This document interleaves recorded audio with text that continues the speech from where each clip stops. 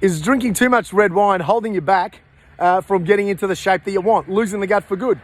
It was the number one reason that Lorcan, a cool dude in our Facebook group called the SuperDad Den, said he couldn't get into the shape that he wanted. And I know before I sorted my stuff out 4 or 5 years ago, it was definitely one of the reasons holding me back too. If you want to find out why red wine might be causing you to keep the gut from disappearing and holding you back from getting into shape, stick around for the next 2 or 3 minutes and I'll tell you why. Welcome back. Tom Karamzalis here from the SuperDad system, helping dads over 35 lose the gut for good, get healthier and supercharge your confidence without giving up carbs, counting calories, or long and intense workouts. And today we're talking about the issue of red wine and how that can hold people back, like Lorcan in our private Facebook group. And it held me back for many, many years, we'll say 20, from getting into the shape that I want.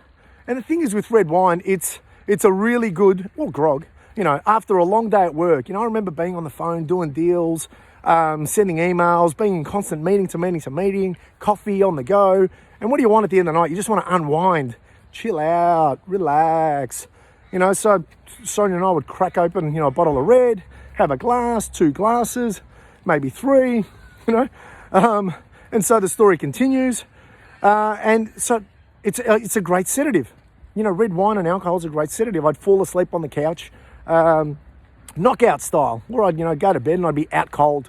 But then 2 things happen with alcohol. Either you wake up feeling shit because it affects the quality of your sleep, or, my most common problem is that I'd get up at 2 or 3 in the morning, wanting to go for a leak, and then I couldn't get back to sleep again.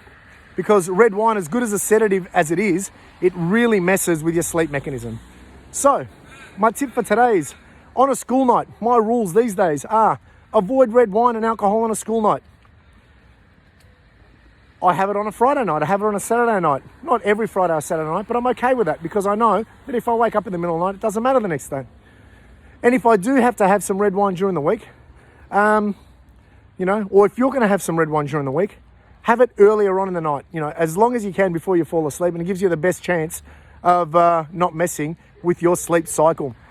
Okay, so coming to the end of my walk. So today we talked about red wine and grog and how it messes with your sleep mechanism.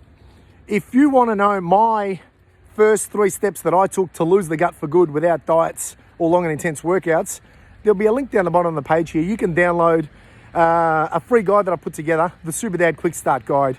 Go there, give you some easy to follow steps on how you can activate your fat burning mechanism and lose the gut for good. Ciao.